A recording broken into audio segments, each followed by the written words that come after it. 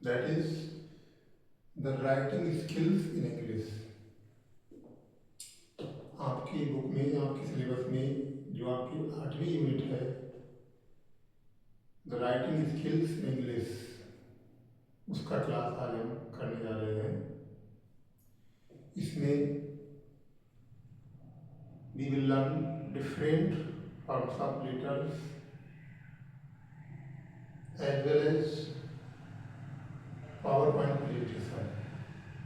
इसमें हम power point presentation explain करेंगे। इसके अलावा जो डिफरेंट फॉर्म्स ऑफ लेटर्स हैं वो भी आपको एक्सप्लेन करेंगे। सबसे पहले आते हैं power point presentation. What is power point presentation? Power point presentation.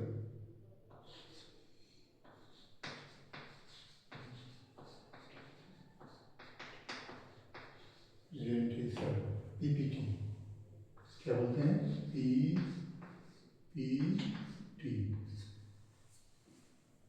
क्या होता है? ये सबसे पहले ये समझते हैं। इसका क्वेश्चन आता है कि what is power point presentation, what is it's functioning, how is it prepared. कि पावर पॉइंट प्रेजेंटेशन क्या है, इसकी फंक्शनिंग क्या है और ये कैसे तैयार किया जाता है। तो सबसे पहले क्या लिखेंगे? इंट्रोडक्शन। क्या लिखेंगे सबसे पहले? इंट्रोडक्शन।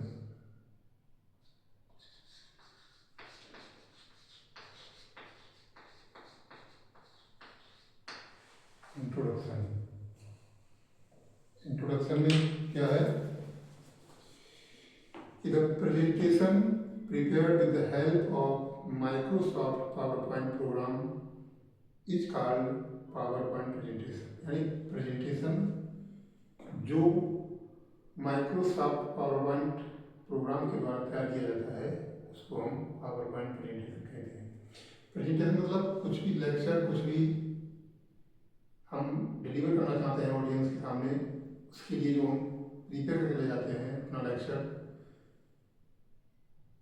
साधारणतः लोग पेपर पे प्रिपेयर ले जाते हैं, और अब जो नई डिवाइस है, नया तरीका है, पावर पॉइंट प्रेजेंटेशन के माध्यम से तैयार करके ले जाना प्रेजेंटेशन और ऑडियंस के सामने उसको डिलीवर करना। This consists of number of slides which comprise information regarding the particular matter. कैसा होता है कि इसमें स्लाइड बड़ी होती हैं, पेज की स्लाइड होती हैं, और प्रत्येक स्लाइड में एक कुछ निश्चित मैटर दिया होता है, इंफॉर्मेशन कुछ दी हुई होती है। The use of PowerPoint presentation can be usually seen in education and training purposes.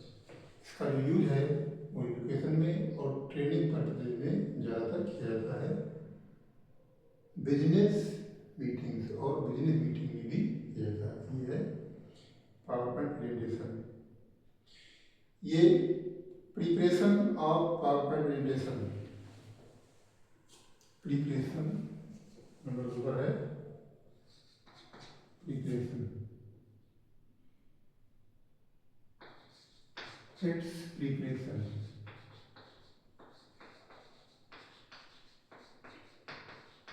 कैसे तैयार करते हैं ये?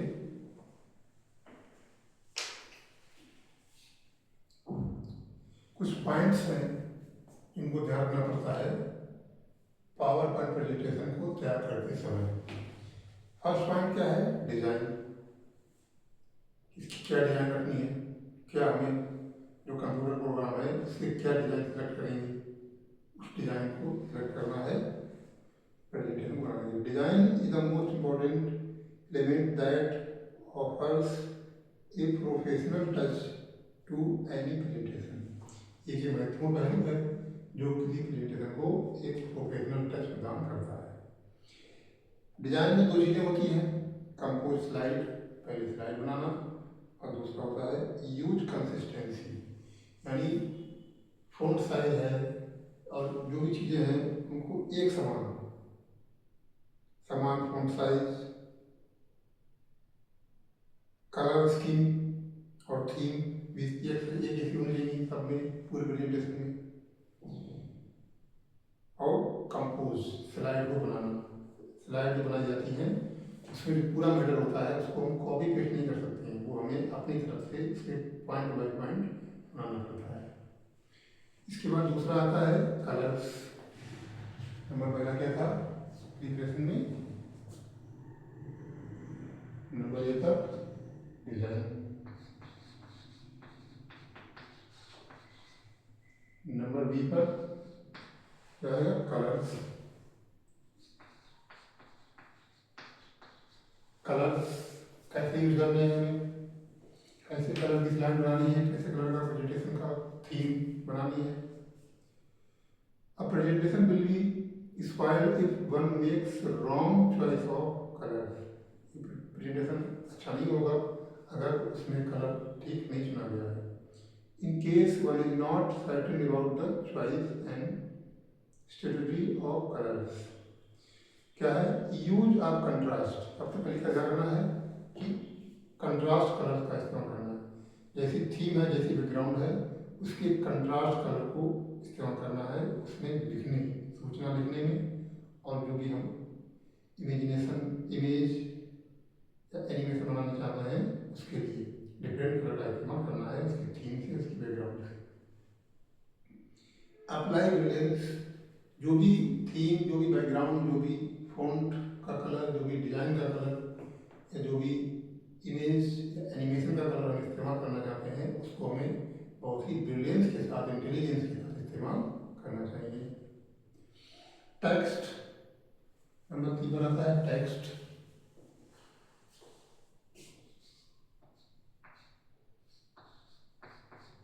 टेक्स्ट टेक्स्ट मतलब हम उसमें क्या मैटर लिख रहे हैं। टेक्स्ट का मतलब होता है मैटर। मैटर के साथ नहीं, keep it simple and straight. जो भी हम टेक्स्ट जो मैटर लिख रहे हैं वो सिंपल हो और स्ट्रेट, सीधा सीधा हो, घुमा फिरा के ना हो। और टेक होम मैसेज, और जो भी हम मैसेज कन्वे करना चाहते हैं वो मैसेज डायरेक्टली उसमें कन्वे किया गया हो, उसको घुमा फिरा कर कन्वे ना किया गया हो। टेक होम मैसेज, जो मूल मैसेज है वही हमें उसमें मेंशन करना है। इसके बाद आता है इमेजेस। नंबर 4 पर इमेजेस, नंबर डी इमेजेस। उसमें इमेजेस बनानी है। क्या है image? In presentation images play a very crucial role. Image का बहुत महत्वपूर्ण रोल होता है। Involving more senses to the discussion will make the presentation more effective. More senses to the discussion, discussion पर जितना ज़्यादा सेंस होगा प्रेजेंटेशन उतना ही इफेक्टिव होगा। The audience has eyes and ears, they want to have a glimpse of what preacher is discussing about. यानी preacher जो भी मैसेज डिलीवर कर रहा है उसको सुनने के साथ साथ ऑडियंस की आंख भी होती हैं और वो जो भी सुन रहे हैं उसको देखना भी चाहते हैं। तो जो भी प्रीचर डिलीवर कर रहा है, लेक्चर मैसेज डिलीवर कर रहा है, उसकी इमेज भी उस स्लाइड में बनी होनी चाहिए। इसके बाद आता है animation and media. Animation and media का भी इस्तेमाल करना चाहिए। Animation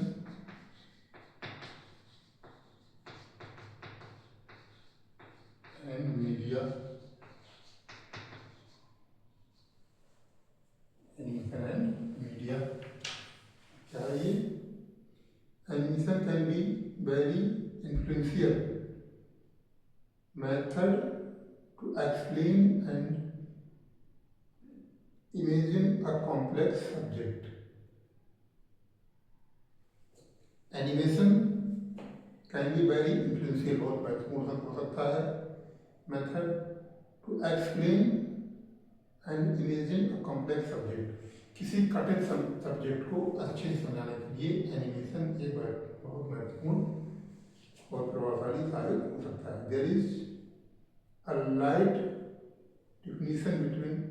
distinction between a professional and comic impression of animations. Animation के प्रोफेशनल और कॉमिक इंप्रेशन में थोड़ा सा अंतर होता है। इसके बाद आता है टारगेट। एनिमेशन के यूज में क्या करना है, make conscious use of animation in media.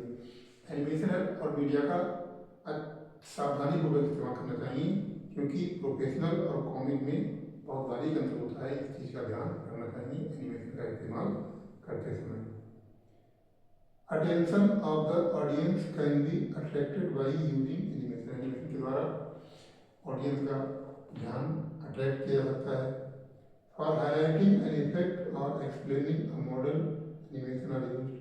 किसी मॉडल को एक्सप्लेन करने के लिए या किसी महत्वपूर्ण तथ्य को हाईलाइट करने के लिए एनिमेशन का इस्तेमाल किया जाता है। इसके बाद आता है target content. Target and content.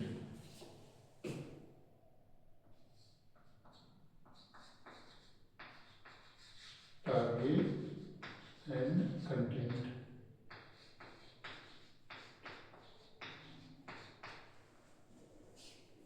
ये क्या है, keep your audience in your mind. हम जब अपना प्रेजेंटेशन बनाते हैं तो हमारा ये टारगेट होना चाहिए कि ऑडियंस कैसे होंगे, ऑडियंस की अप्रोच क्या होगी, उनकी अंडरस्टैंडिंग क्या होगी, उनकी नॉलेज बैकग्राउंड क्या होगी, उन चीज़ों को ध्यान में रखते हुए हमें अपना प्रेजेंटेशन तैयार करना चाहिए। Make keep your audience in your mind. Audience को अपने माइंड में ध्यान में रखते हुए आपको अपना प्रेजेंटेशन तैयार करना है। और प्रैक्टिस, और जो भी प्रेजेंटेशन आप तैयार कर रहे हैं उसकी आपको अच्छे से प्रैक्टिस करनी है। ये हो गया आपका how to prepare a presentation, power point presentation. How to prepare power point presentation. इसके बाद नंबर 3 पर आता है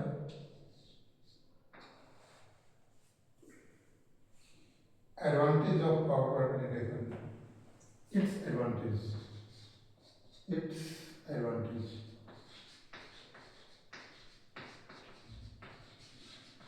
एडवांटेजेस, इसके एडवांटेज क्या क्या है। Number 1, help to prepare attractive design. Number 1 है helps to prepare attractive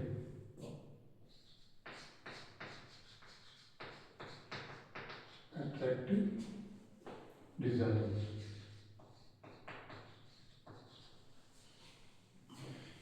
power point presentation program है वो हमें अपना प्रेजेंटेशन तैयार करने में क्या लाभ देता है कि it helps to prepare attractive design.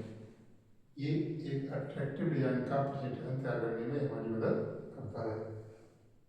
Number 2 पे है इजी टू मॉडिफाई।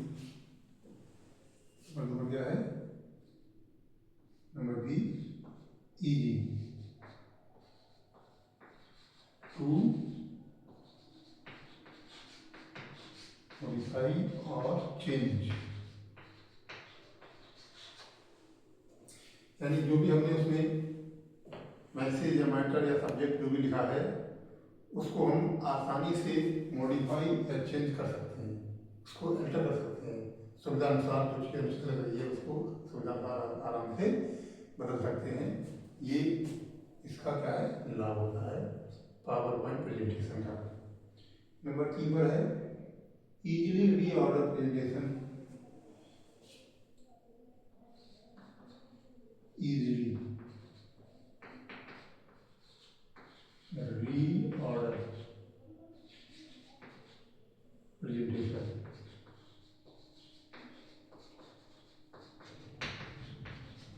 प्रेजेंटेशन को पावर पॉइंट प्रेजेंटेशन को आराम से रीऑर्डर या रीअरेंज किया जा सकता है। हमें उसका ऑर्डर, उसका क्रम ठीक नहीं लग रहा है या उसमें कुछ गड़बड़ है तो उसको हम आराम से फिर से व्यवस्थित कर सकते हैं, reorder. Audience size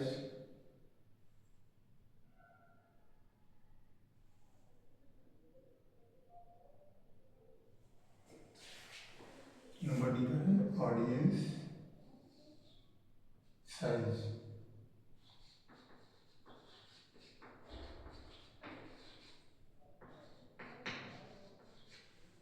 audience size power point presentation के माध्यम से हम through the help of power point presentation we can attract, we can impress a huge quantity, a huge number of audience। बहुत बड़े नंबर में बैठे हुए ऑडियंस को भी हम बहुत अच्छे से प्रभावित कर सकते हैं, उनको अट्रैक्ट करते हैं, कर सकते हैं with the help of power point presentation. और इसके बाद ई पर आता है easy to present, easy to present। Power point presentation audience के सामने प्रेजेंट करने में, डिलीवर करने में बहुत आसान होता है, बहुत सुविधाजनक होता है। क्यों? क्योंकि स्लाइड बनी हुई होती हैं, प्रत्येक स्लाइड निकालो, उसके पॉइंट बाय पॉइंट पढ़ो और उनको एक्सप्लेन करते चले जाओ। और no need to hand out,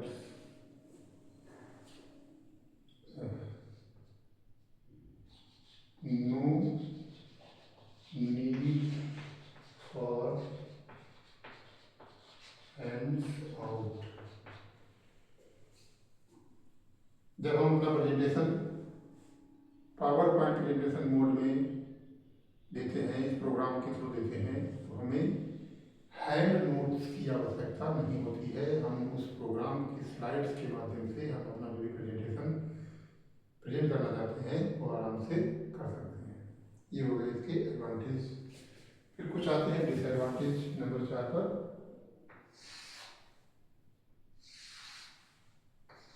disadvantage, it's disadvantage.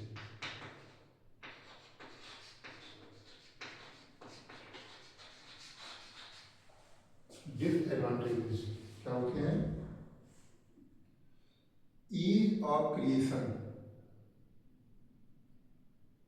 attractive display, blend of content and graphics, presentation skill, focus on medium rather than message, और over amplification।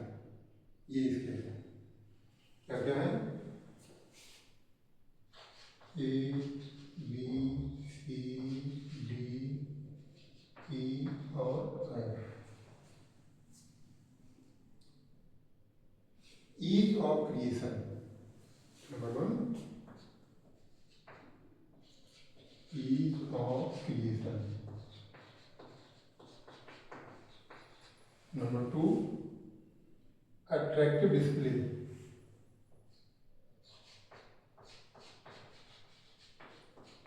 Attractive display।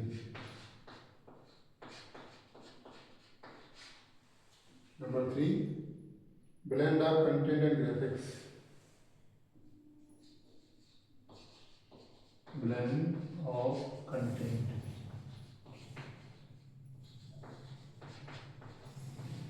and graphics।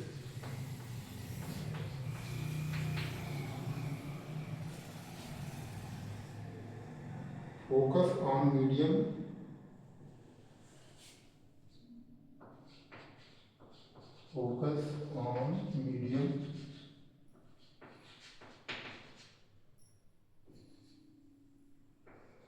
not on message।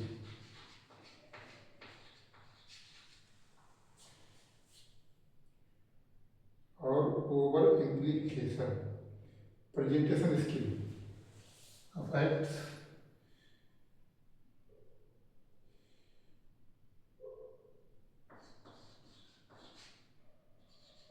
defects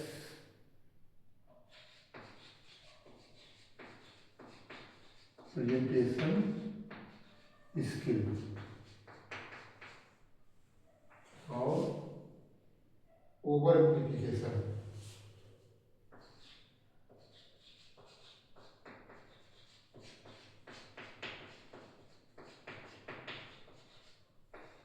of topic ये आपके हो गए disadvantages of the power point presentation.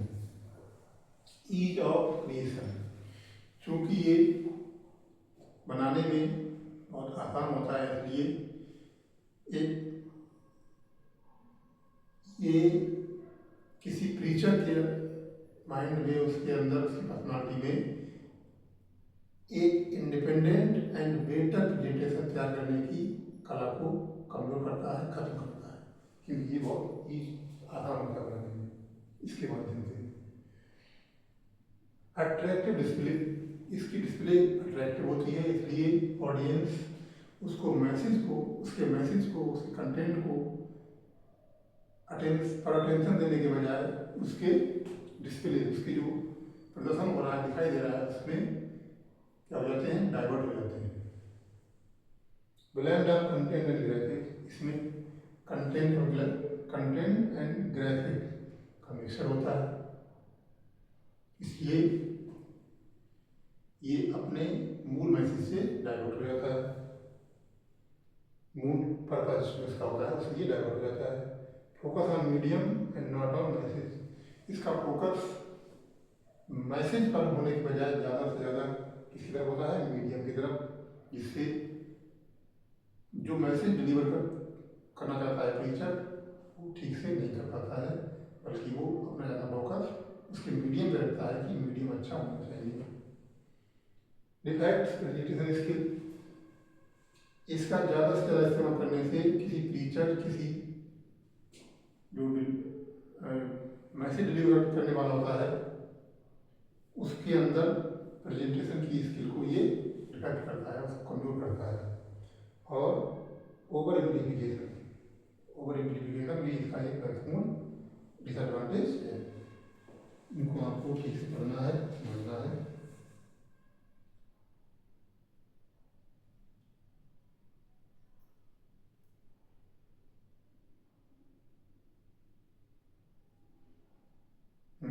Over amplification का मतलब है कि इसके थ्रू टॉपिक को डिटेल में एक्सप्लेन नहीं किया जाता है, इसके थ्रू टॉपिक को डिटेल में एक्सप्लेन नहीं किया जाता है। इसके बाद जो लेटर्स हैं, लेटर राइटिंग्स, इसमें हमने आपको इससे पहले एक वीडियो में समझाया था कि लेटर क्या है। Letter is a medium of communication through which we get and receive the information from others and to others. There are two forms of letter, formal and informal. ये हमने आपको पिछली वीडियो में समझाया है, वो आप उसको ठीक से देखिएगा, समझिएगा कि what is letter, what are the kinds of letter, formal and informal, और फॉर्मल की क्या कैरेक्टरिस्टिक्स होते हैं और इनफॉर्मल के क्या होते हैं विशेषताएं, वो हमने आपको पिछले वीडियो में समझा रखी है, उनको आप ठीक से समझिएगा, वहीं पर देख लीजिए, पढ़िएगा। इसके बाद नेक्स्ट आता है फॉर्मल और इनफॉर्मल के अंदर जो अलग अलग तरीके के लेटर होते हैं, वो कैसे कैसे लेटर होते हैं और उनकी क्या क्या विशेषताएं होती हैं, वो हम आपको यहाँ पर समझाएंगे। फॉर्मल एंड इनफॉर्मल जो हम वीडियो में समझा चुके हैं इससे पहले एक वीडियो में, वहाँ से आप वो देखिएगा, समझिएगा।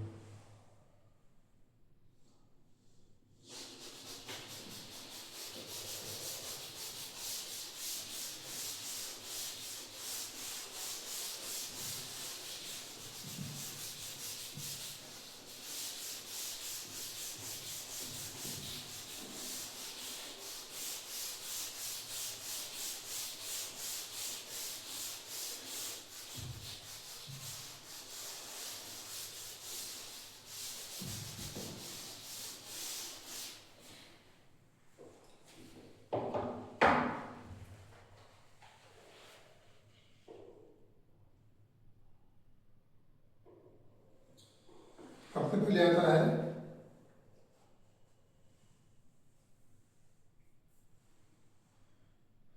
Letters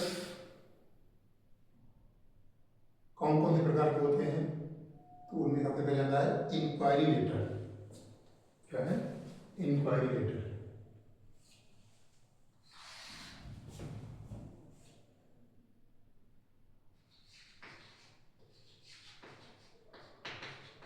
inquiry letter.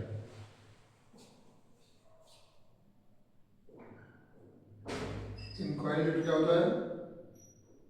All trading activities necessary involve inquiries.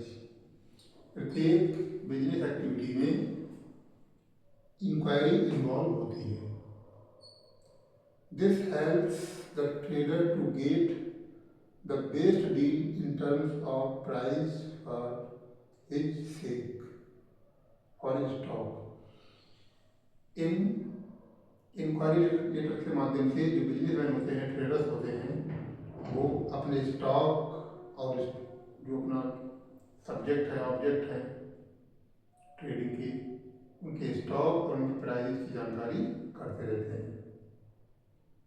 Inquiry also help the trader in assessing other necessary information related to quality।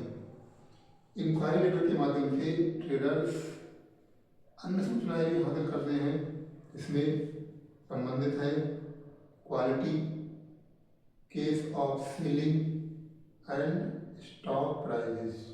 इन चीज़ों की सूचनाएं इन लेटर के माध्यम से हासिल करते रहते हैं। इंक्वायरी लेटर्स के प्रकार क्या क्या हैं, ये तो हमने अभी आपको बताया इंट्रोडक्शन। क्या बताया? Introduction.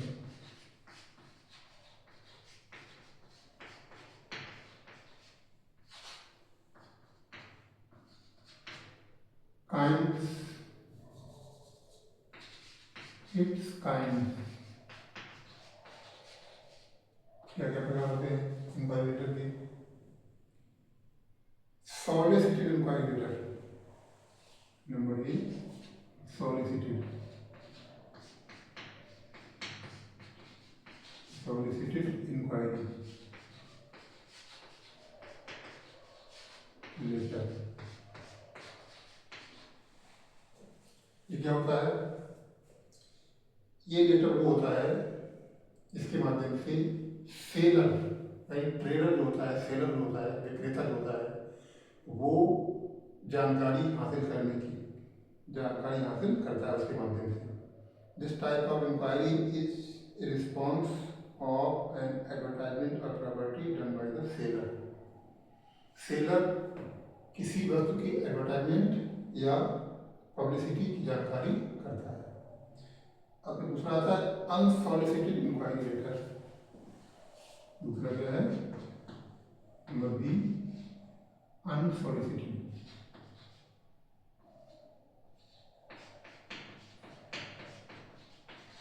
Inquiry letter. Inquiry letter ये क्या है? इस लेटर के माध्यम से बायर यानी कस्टमर किसी वस्तु की एडवर्टाइजमेंट या उसकी पब्लिसिटी की जानकारी करता है। ये वाला किससे संबंधित है? Seller.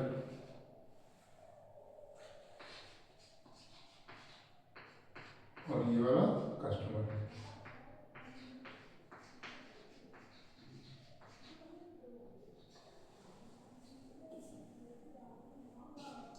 Inquiry for some favour. C, inquiry for some favour. ये क्या है? This type of inquiry is generally not concerning the goods but pertains to other informations। इस तरह के लेटर के माध्यम से वस्तुओं की जानकारी नहीं ली जाती है, बल्कि अन्य तरीके की जानकारियां हासिल की जाती हैं। It may be regarding seeking special terms or price occasions, यानी स्पेशल टर्म या प्राइस ओकेजन को की खोज करने के लिए इन तरीके के लेटर का इस्तेमाल किया जाता है। फिर आता है रूटीन इंक्वायरी लेटर। क्या है? रूटीन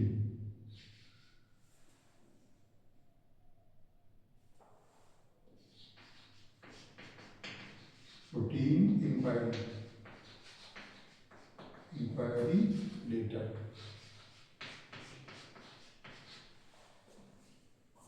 क्या है?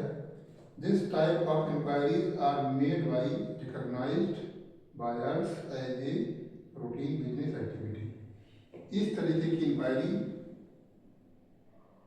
Are made by recognised buyers, जो रिकॉग्नाइज्ड अथॉराइज्ड बायर्स होते हैं, कस्टमर होते हैं, उनके द्वारा इस तरीके की इंक्वायरी हासिल की जाती है as a routine business activity, एक रूटीन बिजनेस एक्टिविटी के रूप में।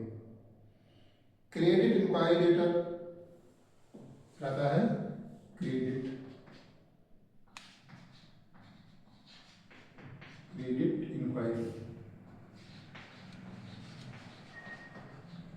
Inquiry letter. ये क्या है? This type of letter especially deals with inquiries made for purchase of goods on credit basis, यानी क्रेडिट बेसिस पर वस्तुओं की खरीद और बिक्री से संबंधित जो सूचनाएं हासिल की जाती हैं वो इस तरीके के लेटर के माध्यम से की जाती है। ये आपकी बुक में सारा मैटर दिया हुआ है, हम इसको एक्सप्लेन कर रहे हैं, आप इसको पढ़िएगा समझिएगा। ये आपका क्या था? इंक्वायरी लेटर का क्वेश्चन आता है कि what are the inquiry letter, how many types are there. Inquiry letter क्या है, ये कितने प्रकार के होते हैं, तो आपको इंट्रोडक्शन लिखना है, वो बताया था, उसके बाद ये टाइप्स लिख देने हैं।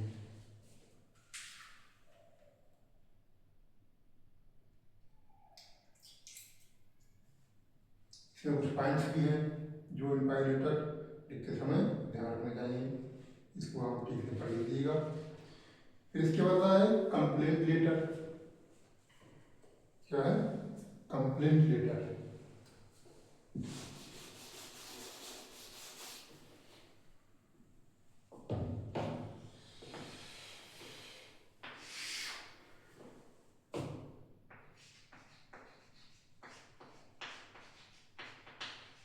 Complaint letter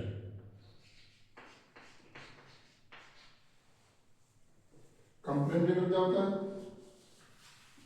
A complaint letter is done.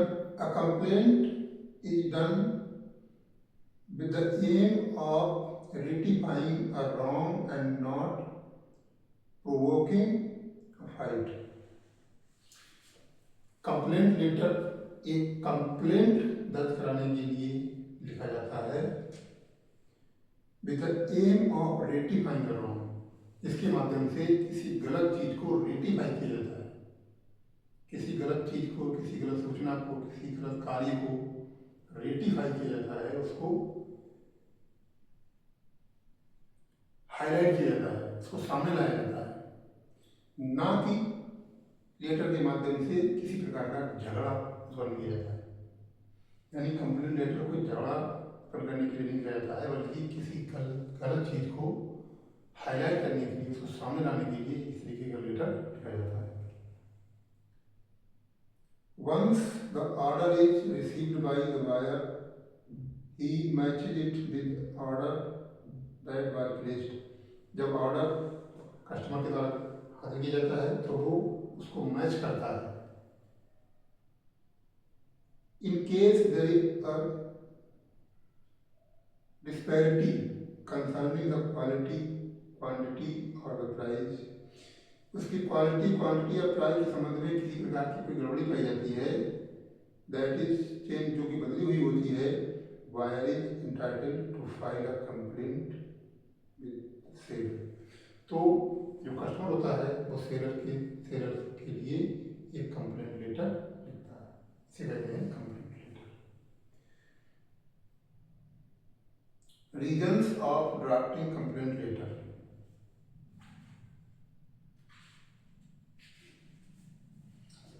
ये हमने अभी आपको बताया क्या था, introduction.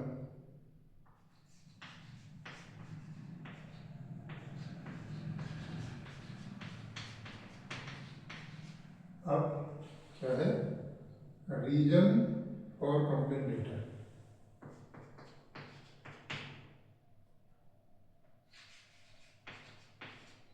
Reason to write complaint letter. Complaint letter क्या रीजन हो सकते हैं? डिफेक्टिव प्रोडक्ट और सर्विस। पहला रीजन क्या है? डिफेक्टिव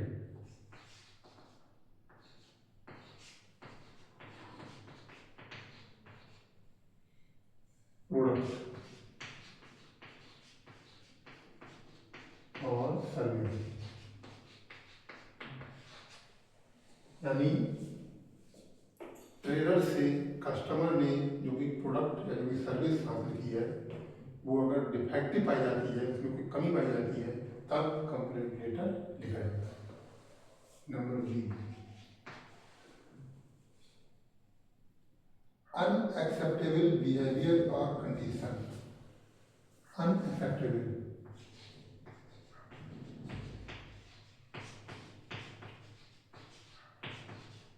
बिहेवियर और condition.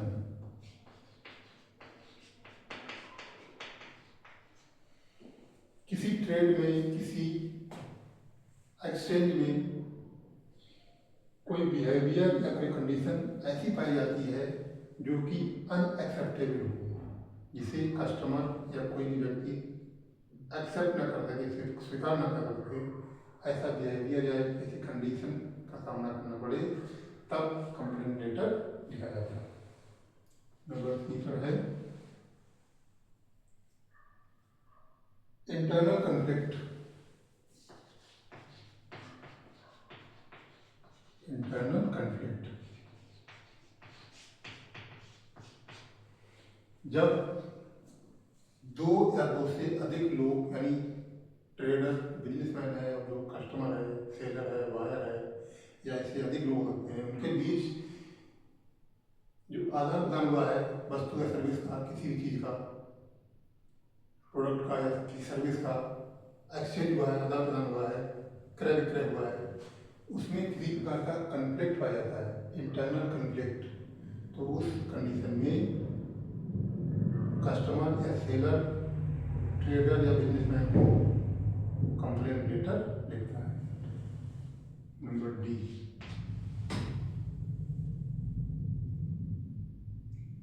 Bad public administration. Bad public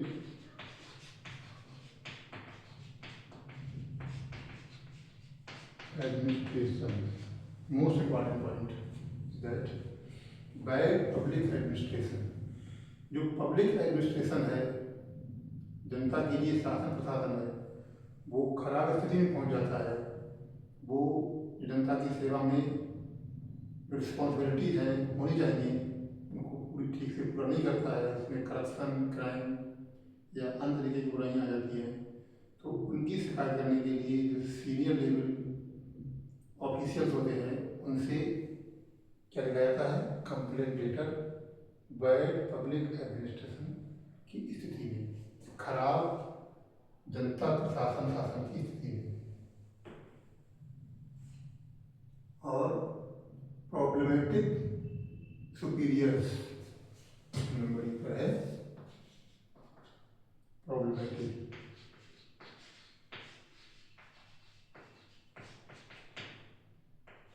superiors.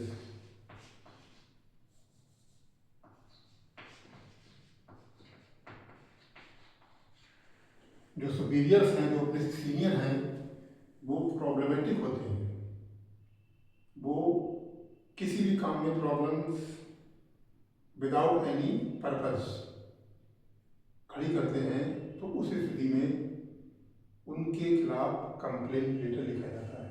These are the reasons why the complaint letters are written against anyone. You have to play them properly and understand it. If there is any letter given in your paper or exam, and in that condition you will have to write the letter. If there is a question that what is complaint letter, explain why it is written. Complaint letter क्या होता है और वो कैसे लिखा जाता है, क्यों लिखा जाता है, तो आपको इस तरीके से उसको लिखना है। लिखा कैसे जाता है, लिखने का वही तरीका है लेटर लिखने का कि sender's address, date, receiver's address, subject और सैल्यूटेशन, मेन बॉडी में 3 पैराग्राफ होते हैं, जो भी हमें कहना चाहते हैं वो, जो भी हमें प्रॉब्लम है वो, उसके बाद जो सॉल्यूशन कर सकते हैं वो, ऑब्लिगेशन और सिग्नेचर, डिजिग्नेशन लास्ट में, थैंकिंग पार्ट, इनक्लोजर, ये सारी चीज़ें किसी भी लेटर में दी जाती हैं। जब आप फॉर्म्स ऑफ लेटर पढ़ेंगे उसमें आपको सारी चीज़ें मिल जाएंगी, उसी के हिसाब से पूरा लेटर लिखना है। और अगर क्वेश्चन आता है ये तो ये लिखने हैं, लेटर लिखने के लिए आता है तो लेटर लिखना है। इन चीज़ों को आपको ठीक से समझना है, लिखना है। फिर एक आता है grievance letter.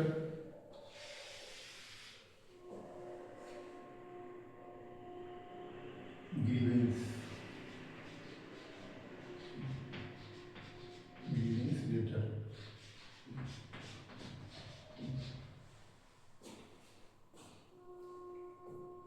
Grievance is a complaint especially for unfair treatment. Grievance letter भी एक प्रकार का कंप्लेंट ही होती है, लेकिन क्या है ये, अनफेयर ट्रीटमेंट। जब हमारे साथ कोई व्यक्ति अनफेयर यानी अनुचित व्यवहार करता है, उस स्थिति में हम क्या लिखते हैं, grievance letter. An employee may file a grievance for unsafe working condition. एक एम्प्लॉय जो है, जो कर्मचारी है, वो असुरक्षित काम करने की स्थितियों की शिकायत अपने सीनियर से या किसी भी अन्य जुड़े हुए व्यक्ति से कर सकता है। A grievance is a complaint against unfair practice. Grievance letter एक अनफेयर प्रैक्टिस के खिलाफ शिकायत होती है। It can also be defined as a recruitment justifying relations. ये रिक्रूटमेंट जस्टिफाइंग रिलेशंस को डिफाइन करने के लिए ये लेटर लिखा जाता है। ये आपको ये पढ़ लेना, ठीक समझ लेना। इसके बाद जो आता है वेरी वेरी इंपॉर्टेंट, बहुत बहुत महत्वपूर्ण, वो है आपका RTI।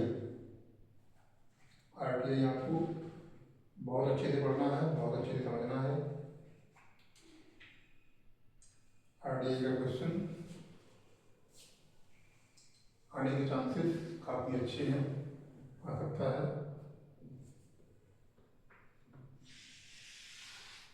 RTI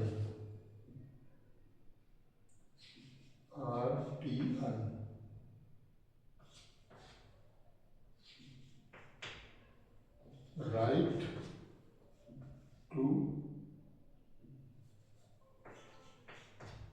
information.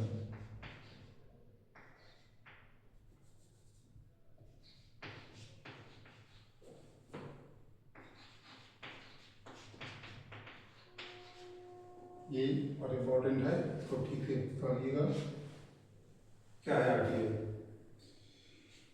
The right to information act 2005 is an effective tool यानी राइट टू इंफॉर्मेशन एक्ट जो कि 2005 में पास हुआ था, वो एक बहुत महत्वपूर्ण टूल है, साधन है, that checks and holds various bodies, जो विभिन्न बॉडीज यानी जो गवर्नमेंट बॉडी है उनको चेक करता है, उनको होल्ड करता है, विभिन्न एजेंसीज को चेक होल्ड करता है, विभिन्न डिपार्टमेंट्स को चेक होल्ड करता है ऑफ द गवर्नमेंट की, अकाउंटेबल टू द पब्लिक, जो पब्लिक के प्रति जिम्मेदार होती है, and exhibits transparency in their activities, और उनकी एक्टिविटीज में पारदर्शिता लाने का प्रयास इस एक्ट के माध्यम से किया जाता है, and minimises corruption and crime, और इसके माध्यम से करप्शन और क्राइम को कम करने का प्रयास किया जाता है। RTI application letter has been used by many people. RTI application letter बहुत से लोगों द्वारा लिखे जाते हैं। The country over to gain information, पूरे देश में ये लेटर लिखे जाते हैं, किस लिए? To gain information, इंफॉर्मेशन हासिल करने के लिए। क्या है ये?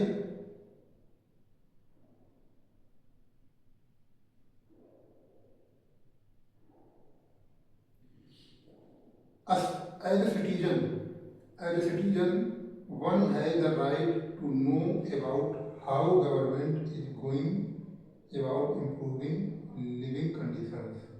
As a citizen, एक नागरिक के तौर पर one has the right to know, प्रत्येक व्यक्ति को जानने का अधिकार है about how the government is going about, government क्या कर रही है, इम्प्रूविंग लिविंग कंडीशन, लोगों के जीवन स्तर को सुधार करने में सरकार क्या कर रही है, ये जानने का अधिकार प्रत्येक नागरिक को होता है।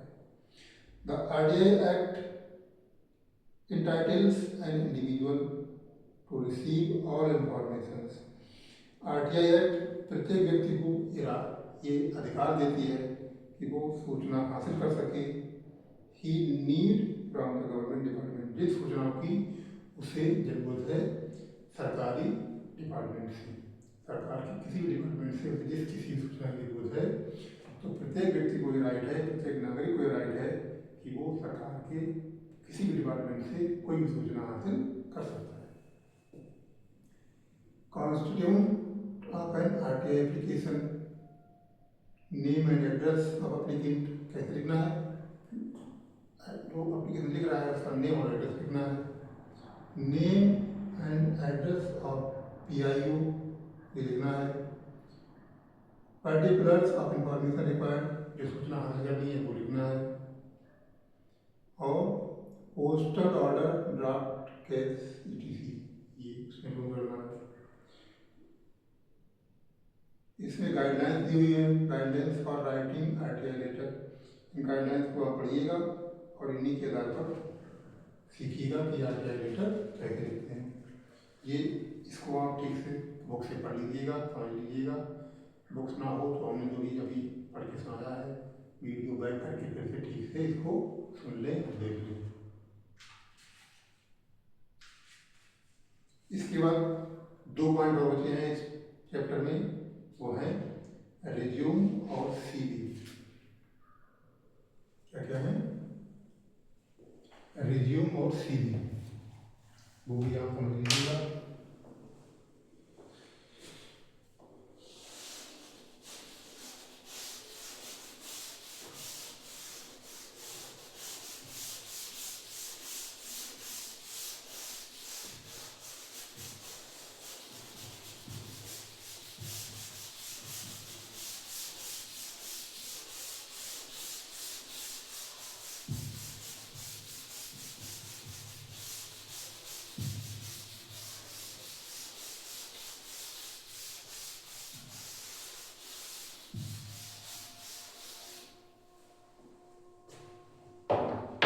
Resume and CV।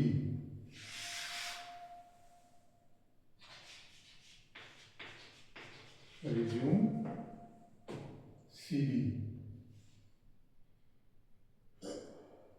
CV, curriculum.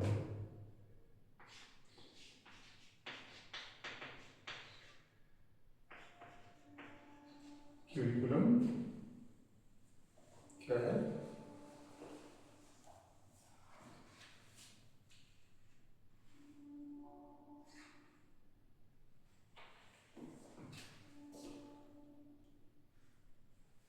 Vitae,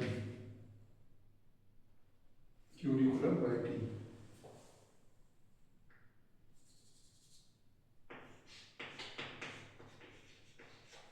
ये आप पहले समझिएगा कि रिज्यूम क्या? रिज्यूम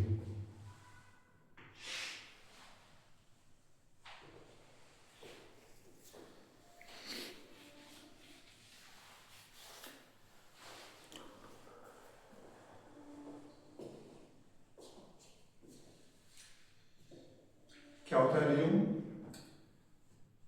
रिज्यूम के बारे में लगभग सब बच्चों ने सुना होगा कि ये जब हम किसी जॉब के लिए अप्लाई करते हैं तो उसमें अपना पूरी डिटेल, पूरी जानकारी इंक्लूड करते हैं। अपनी personal information, educational experience, activity जो भी होती है वो सारा उसमें हम ऐड करते हैं। वही होता है रिज्यूम। क्या है? Resume is one or two page document that candidate use to highlight their qualification, skill and work experience while applying for a job. Resume क्या है? एक या दो पेज का डॉक्यूमेंट है जिसमें कैंडिडेट अपनी क्वालिफिकेशन, स्किल और वर्क एक्सपीरियंस को हाईलाइट करता है किसी जॉब के लिए अप्लाई करते समय। All relevant information about an individual can be found in the resume. Resume में किसी कैंडिडेट की सारी महत्वपूर्ण जानकारियां प्राप्त की जा सकती हैं। Practically it is marketing as well as branding tool of an individual to make recruiters aware of him. ये एक महत्वपूर्ण टूल होता है उसकी जानकारियां संबंधित संस्था को प्रदान करने के लिए। It represents the individual to the future employee or colleague in the same fashion as he or she expects. ये रिज्यूम होता है जिसमें वो व्यक्ति अपनी सारी जानकारियाँ, सारी सूचनाएं जॉब के लिए अप्लाई करते समय संबंधित संस्था को हैंड ओवर करता है। रहता है टाइप्स ऑफ रिज्यूम। रिज्यूम के टाइप क्या होते हैं ये हमने आपको बताया। इंट्रोडक्शन, रिज्यूम का इंट्रोडक्शन रहता है। Types, types of resume. क्या क्या टाइप्स होते हैं?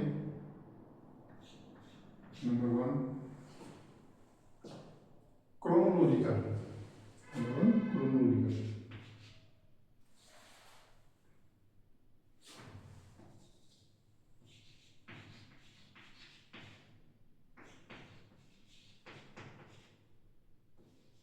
रिज्यूम। नंबर दो पर है फंक्शनल,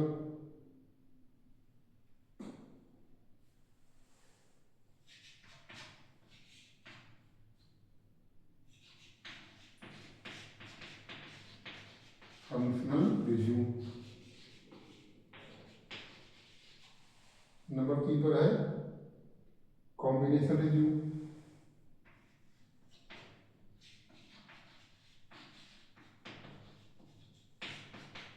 कॉम्बिनेशन रिज्यूम। और नंबर चार पर है कौन सा? Technical resume. नंबर चार पर technical resume.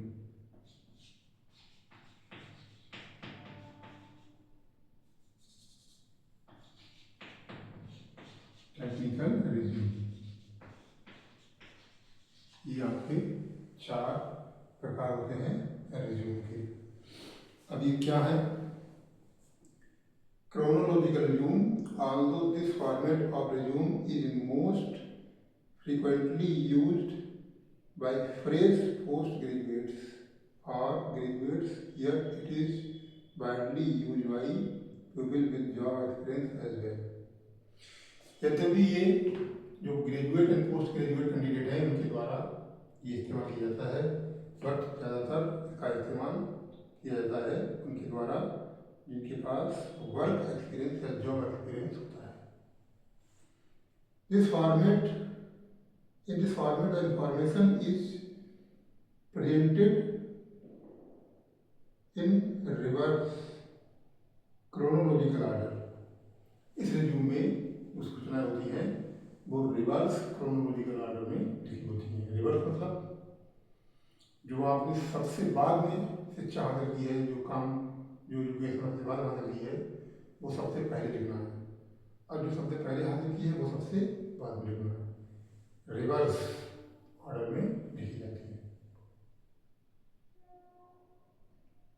The most recent qualification and work experience are presented first, यानी जो सबसे रिसेंटली हमने क्वालिफिकेशन या वर्क एक्सपीरियंस हासिल किया है वो सबसे पहले। Various names, time periods and places of posting are mentioned along with the specification and description of the previous jobs, यानी पिछले कई जो अलग अलग आपने जॉब किए हैं, एक्सपीरियंस है, क्वालिफिकेशन है, उनको इसमें मेंशन किया जाता है। Education qualification and the previous works provide are mentioned in 2 separate sections, यानी क्वालिफिकेशन और जो आपके वर्क एक्सपीरियंस हैं उनको 2 अलग अलग सेक्शंस में डिस्क्राइब किया जाता है। फिर आता है functional resume. This type of resume is used by people who have work experience in diverse fields. Functional resume उन लोगों के द्वारा बनाया जाता है जिनका वर्क एक्सपीरियंस अलग अलग क्षेत्रों में है, अलग अलग क्षेत्रों में जिन्होंने वर्क एक्सपीरियंस हासिल कर रखा है। It is also implied by those who have taken a break from their job due to various reasons। Break ये उन लोगों के द्वारा लिखा जाता है जिन्होंने कुछ कारणों की वजह से अपना काम बीच में छोड़ दिया था। This format does not give too much importance to dates and periods। इसमें डेट और पीरियड ज़्यादा महत्वपूर्ण नहीं होती हैं। On the contrary it tends to group experience on the basis of similarity in one section. It tends to group experiences, ये group experiences को tend करता है, लिखता है on the basis of similarity in one section, किसी एक section में similarity क्या है, यानी जो अलग अलग फील्ड में वर्क एक्सपीरियंस हासिल किया है उनमें जो कोई एक सिमिलरिटी थी उन सिमिलरिटी को इंडिकेट करते हुए इंफॉर्मेशन को इसमें लिखा जाता है। फिर आता है combination resume. The combination resume, ये क्रोनोलॉजिकल, ये फंक्शनल, ये combination resume. Combination style is also called hybrid style, ये भी एक कुछ तरीके स्टाइल का जाता है। एज अ नेम सजेस्ट, जैसा कि नाम सजेस्ट करता है, it mixes the characteristics of both the chronological and the functional format. जैसा कि इसके नाम से प्रकट होता है कि इसमें क्रोनोलॉजिकल और फंक्शनल दोनों ही रिज्यूम के कैरेक्टरिस्टिक्स को मिलाकर ये रिज्यूम बनाया जाता है। This format is very flexible, ये फॉर्मेट बहुत फ्लेक्सिबल है। And is short after style by people with great experience, और इसको बहुत अनुभवी लोगों के द्वारा तैयार किया गया है। It begins with the summary section, ये समरी सेक्शन से शुरू होता है, which is an average form of experience of the individual, जो कि किसी व्यक्ति का एक्सपीरियंस की शुरुआत किया जाता है। It next gives the functional detail of experience of the person. ये व्यक्ति की फंक्शनल डिटेल देता है, एक्सपीरियंस की फंक्शनल डिटेल्स देता है, and makes no reference of the organization, लेकिन इसमें किसी ऑर्गेनाइजेशन जहाँ पर वर्क एक्सपीरियंस हासिल किया है उसका वर्णन नहीं करता है। Where the person would have work, जहाँ व्यक्ति ने काम किया है उस ऑर्गेनाइजेशन उस संस्था का नाम नहीं दिया जाता है, केवल वर्क एक्सपीरियंस का वर्णन किया जाता है।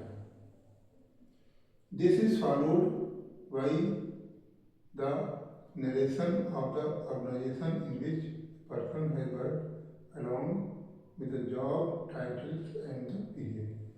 ये इस तरीके से है। फिर आता है technological resume.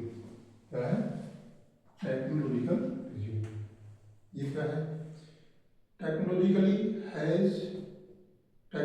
has wide-ranging impact on all facets of our life. हमारे जीवन के प्रत्येक क्षेत्र में टेक्नोलॉजी ने महत्वपूर्ण रोल निभाया है, and the job market is no exception. Job market भी इसका अपवाद नहीं है।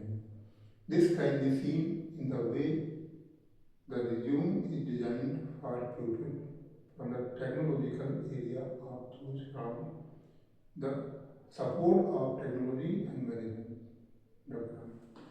यानी जॉब मार्केट में जो लोग अपना रिज्यूम अप्लाई करते हैं वो टेक्नोलॉजी का इस्तेमाल करते हुए अपने रिज्यूम को तैयार करते हैं। The email has to be very clearly shown at the top of the page, यानी इसके पेज में सबसे पहले क्या दिखाया जाता है? ईमेल।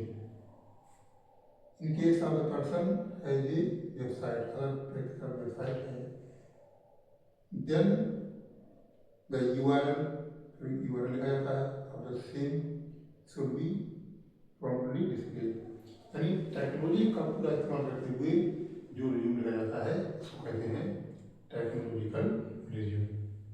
फिर डेवलपिंग रिज्यूम, यानी रिज्यूम लिखने के पैटर्न क्या है?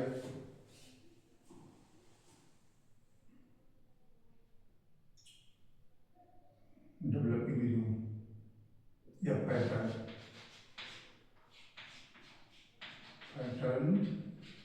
ऑफ रिज्यूम,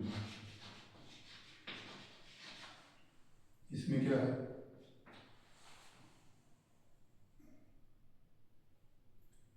सबसे पहले हेडिंग, रिज्यूम में सबसे पहले हेडिंग। हेडिंग में क्या करना है? Full name,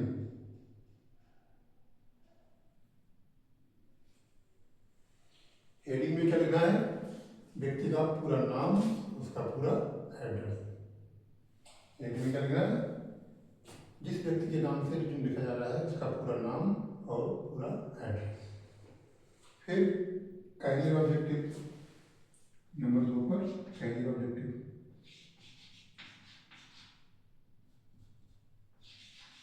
career objective, career objective यानी उसका पर्पज क्या है, किस लिए अप्लाई करना चाहता है, वो लिखा जाता है।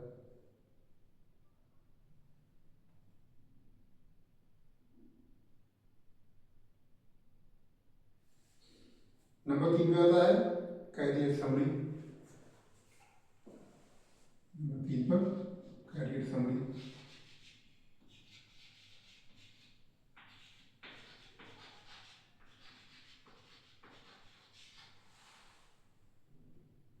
Career summary, unless a person is inexperienced, it is always better that he starts his resume with a brief about all the jobs exposures that he has had in the form of career summary।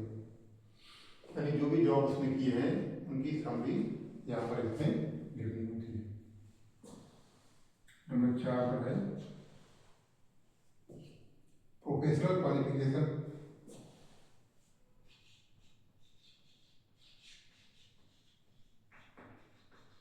Professional qualification.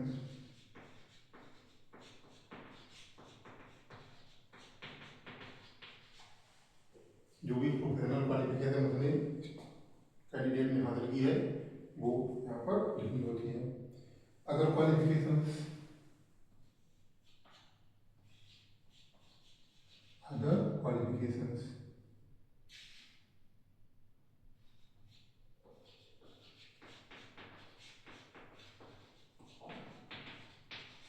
Professional qualification के अलावा हमने कोई qualification हासिल की है वो यहाँ पे लिखनी पड़ती है। फिर एजुकेशनल बैकग्राउंड,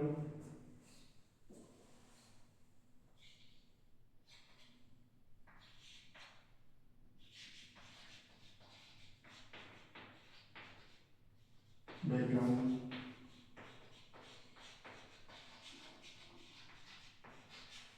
उसकी एजुकेशनल बैकग्राउंड क्या है, क्या क्या अपनी एजुकेशन हासिल की है यहाँ पर लिखना होता है।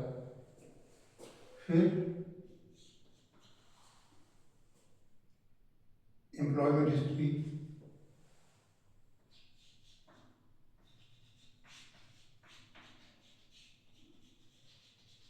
एम्प्लॉयमेंट हिस्ट्री, इसमें क्या लिखना होता है, this is also very critical part of the resume.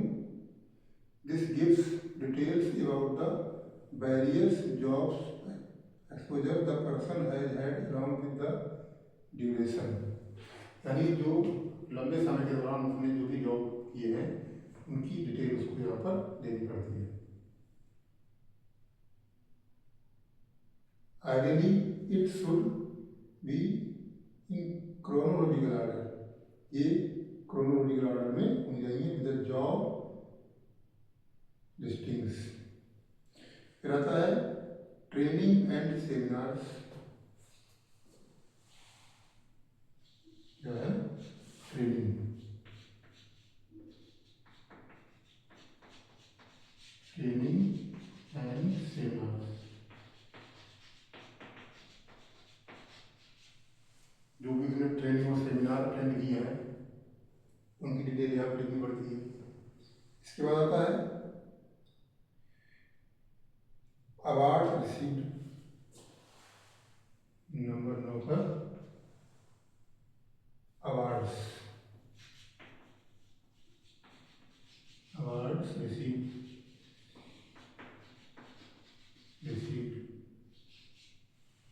अपनी एजुकेशन के दौरान या अपनी जॉब एक्सपीरियंस के दौरान जो भी अवार्ड उसने हासिल किए हैं वो अवार्ड यहाँ पर मेंशन करने होते हैं। फिर इसके बाद रेफरेंसेस,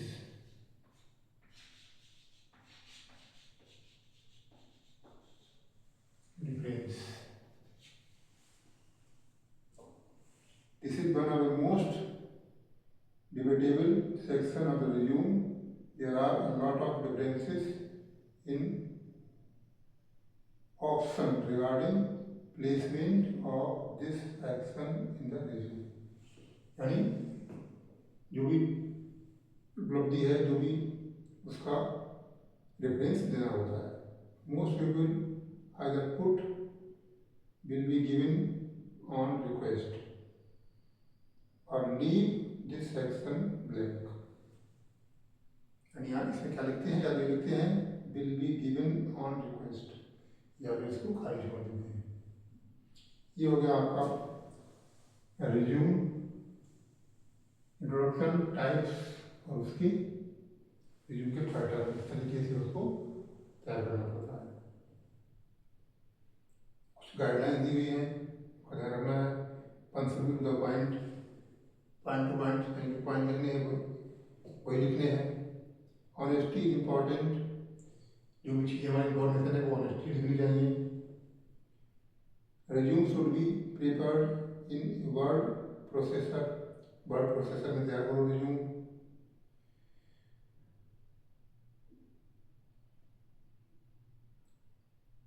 एक या 2 पेज का होना चाहिए।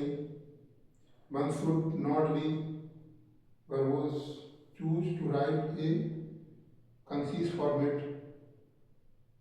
Job description should be written with the help of verbs।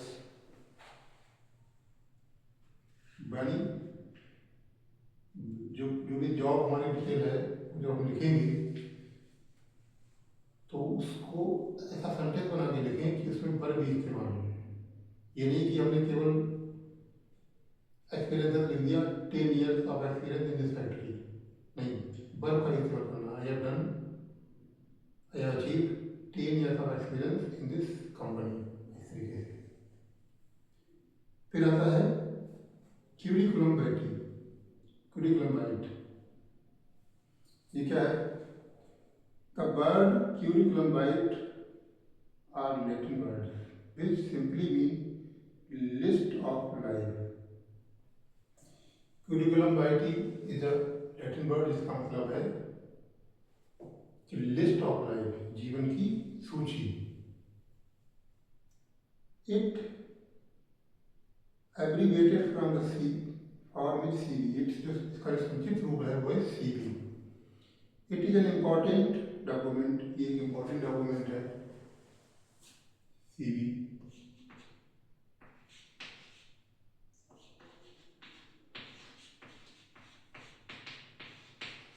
क्या है? ये रिलेटेड वर्ड है, इसका मतलब होता है लाइफ, लिस्ट ऑफ लाइफ। इसका संक्षिप्त रूप क्या है? CV. It is an important document that has almost all vital details of the candidate. ये एक इम्पॉर्टेंट डॉक्यूमेंट है जिसमें कैंडिडेट की सभी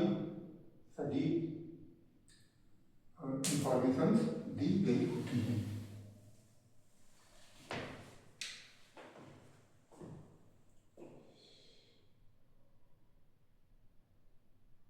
सच है जैसा कि biographical, academic and professional details, यानी उसकी जो बायोग्राफिकल है, उसकी जो जीवनी से संबंधित, उसकी एजुकेशन से संबंधित और उसके प्रोफेशनल लाइफ से संबंधित जितनी सूचनाएं हैं वो सीवी में दी हुई होती है। कंबाइंड विद वर्क एक्सपीरियंस, इसमें वर्क एक्सपीरियंस भी कंबाइंड होता है। If any, hence it is an essential tool in A job seekers mind hand, इसलिए ये एक जॉब तलाश करने वाले व्यक्ति के हाथ में एक महत्वपूर्ण टूल होता है। Where a candidate applies for a job, जब कोई व्यक्ति जॉब के लिए अप्लाई करता है, he or she submits CV along with the application or cover letter in the department, तो वो डिपार्टमेंट में सीवी को भी सबमिट करता है एप्लीकेशन के साथ में।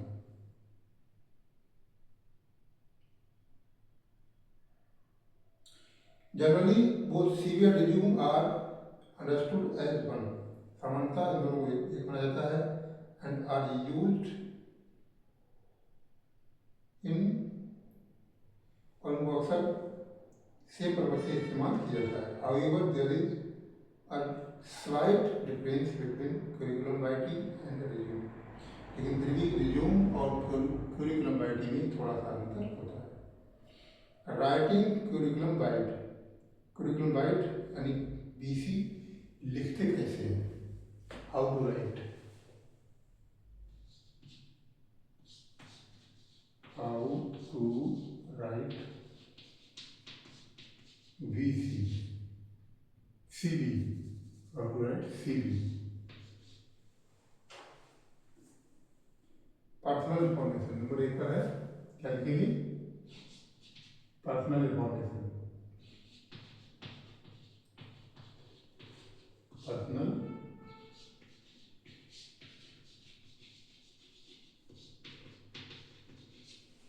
सबसे पहले लिखेंगे पर्सनल इंफॉर्मेशन, यानी जो भी कैंडिडेट किसी जॉब के लिए अप्लाई करना चाह रहा है वो सबसे पहले अपनी पर्सनल इंफॉर्मेशन जो भी है वो इसमें मेंशन करेगा। इसके बाद एजुकेशन, नंबर 2 पर एजुकेशन,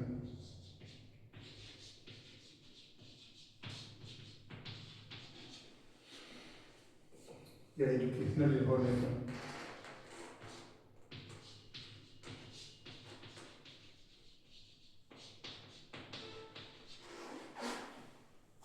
दूसरी क्या चीज, उसने जो भी एकेडमिक क्वालिफिकेशन हासिल की है वो सारी उसमें मेंशन करेगा।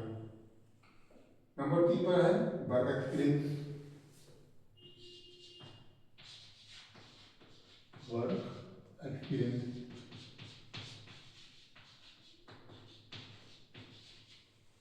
जो भी उसने अपनी क्वालिफिकेशन के बाद कहीं पर भी जॉब में रहा है, तो जो भी उसने 2-4 साल, 6 साल, 10 साल जो भी वर्क किया है उसकी डिटेल कि कितने साल किस इंस्टीट्यूशन में किस पद पर उसने काम किया है वो इसमें मेंशन करना होगा। और नंबर 4 पर है activities in this part. Activities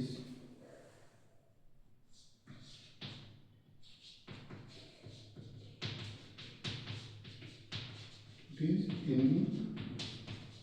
this part, यानी कि सॉरी एक्टिविटीज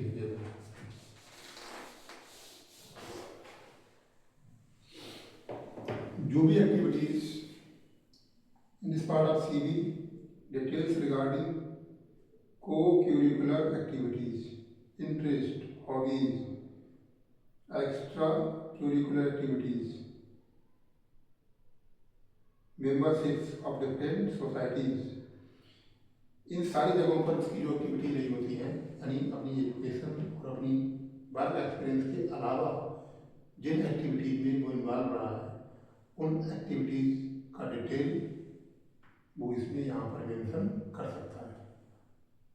जैसे कि दी हुई है देखो, co-curricular activities, interests, hobbies, extracurricular activities, memberships of different societies, ये एक्टिविटी अगर उसने की है, उसमें इन्वॉल्व रहा है तो उनको यहाँ पर मेंशन कर सकता है।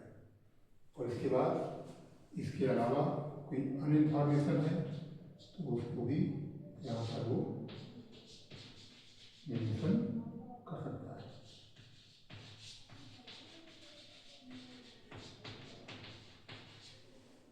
ये हो गए points how to prepare a CV, curriculum vitae को किस तरीके तैयार करते हैं, ये इसके पॉइंट हुए। ड्राफ्टिंग, इसको जब लिखते हैं कुछ चीज़ें ध्यान रखनी पड़ती हैं। क्या चीज़ ध्यान रखनी पड़ती है? नंबर 1 पर है कि one should outline his special achievements, व्यक्ति को अपनी स्पेशल अचीवमेंट्स को आउटलाइन करना चाहिए। One must state his main job objective, उसे अपना मेन जॉब ऑब्जेक्टिव को मेंशन करना चाहिए। If one has undergone any special training or have any new experience then it must be mentioned clearly. कोई extra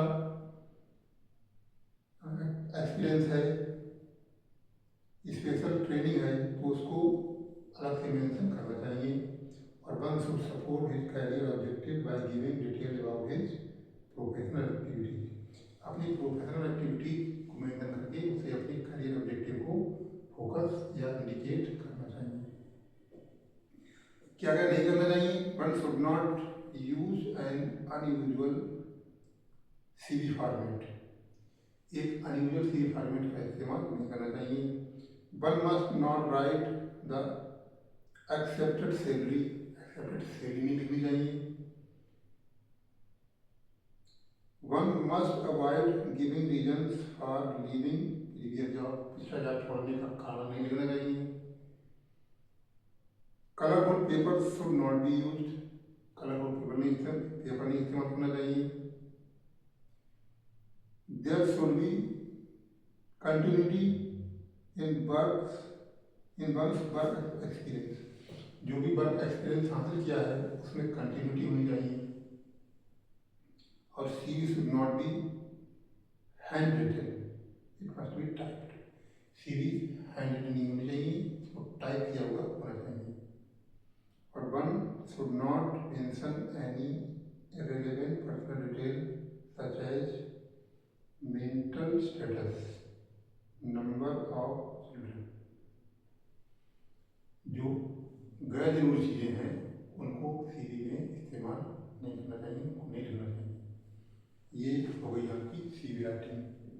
इस तरीके से आपको ये रिज्यूम और ये CV ठीक से समझना है, पढ़ना है, तैयार करना है और इनको पेपर में लिखना है। इन दोनों में से कोई ना कोई एक जरूर आएगा, RTI वाला जरूर आएगा, कंप्लेंट है, कंप्लेंट लेटर और पावर पॉइंट प्रेजेंटेशन, इनमें से आपको कुछ ना कुछ जरूर मिलना है। फॉर्म्स ऑफ लेटर, इसमें फॉर्मल एंड इनफॉर्मल लेटर जो हमने पिछले वीडियो में पढ़ाए हैं वो भी देख लेना। सारी चीज़ों को ठीक से करके जाना, इसी यूनिट में से इन चीज़ों में से कुछ ना कुछ जरूर मिलेगा।